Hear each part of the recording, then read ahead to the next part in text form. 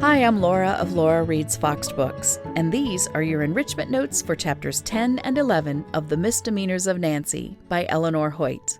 Chapter 10 contains a number of historical and food references, as well as French terms, so I'll have to be choosy as to those to include here. But the first, to set the time period in which Nancy finds herself poor, as she puts it, is because of the Wall Street fracas. Remember, the book was published in 1902, and there was the Panic of 1901. You take one man trying to monopolize control of a market, and another man or group of men working in the corner over here to control another market, and then you have all the smaller investors hoping to make some money for their own dreams and personal safety net, and they're the ones who lose it all.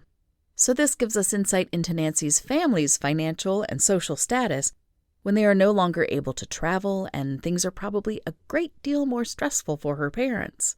But by the end, she and Bobby are in South America, so they may be doing okay. Next, Nancy makes a lot of references to Philistia and Philistines. This may be familiar from the Bible story about David defeating the Philistine Goliath.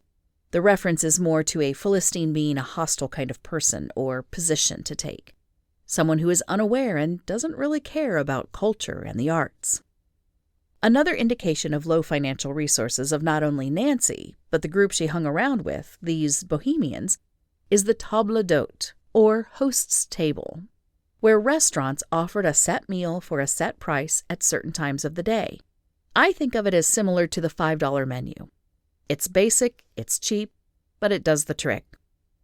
The last vocab term from the Misdemeanors of Nancy is the term maudlin, usually thought of as dreary and depressing. Can mean sentimental and overly emotional, kind of sappy and schmaltzy. Babies will do that to grown men and women. It's interesting how, for all her adventuring and exploring and discovery, Nancy finds what she wants is already right at home. And that's all for The Misdemeanors of Nancy by Eleanor Hoyt. I hope you enjoyed reading with me and that you'll join me for Season 3 in April of 2026. Stay tuned for news about the selection and when we'll kick things off. Be sure to like, subscribe, and ring the bell for notifications. Thanks for listening to Laura Reads Foxed Books, and I'll see you soon.